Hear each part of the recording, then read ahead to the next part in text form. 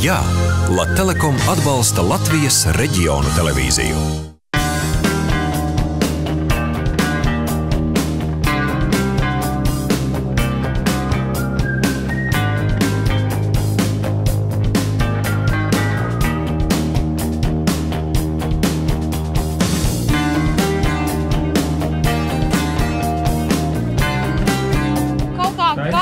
Gadu tagad kāds palaiž to augsto laiku, bet es domāju, ka mēs ar savām dziesmām drusciņi iesildījām un varējām redzēt daudz smaidošu sejas.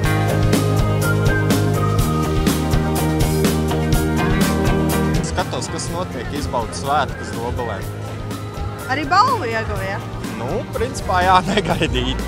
Nedomāju, ka tik viegli jautājumi būs. Kāda atmosfēra valda šeit pēc skatuves? Draudzīga, priecīga, sirsnīga, cerīga. Darbīga un daudzsološa. Ko Latelekoms ir uzsācis tādu jaunu interaktīvu projektu. Mēs braukājam pa pilsētas svētkiem, lieliem pilsētas pasākumiem un, kā redzējāt, šodien bija vesela kultūras programma ar dziesmām, ar dejām.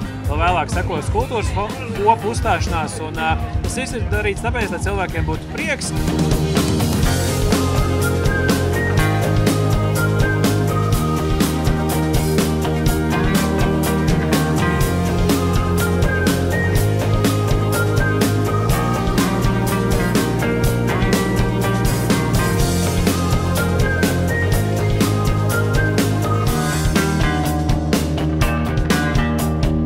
Šovasar ir tā kā jauna projekta daļa, ir Brīvdabas kino. No sākuma rādām multiplikācijas filmu mazajiem bērniem, pēc tā vēlāk seko arī filmu tā kā pieaugušajiem. Šodien mēs rādīsim Mākoņu atlasu. Tā kā izvēles, ko darīt, ir daudz un dažādas. Bijām jau Valmierā, šodien esam Dobelē. Un Latelekom mājaslapā varam sekot līdzi arī nākošajām pilsētām, kurās mēs būsim ciemos. Jā, Latelekom atbalsta Latvijas reģionu televīziju.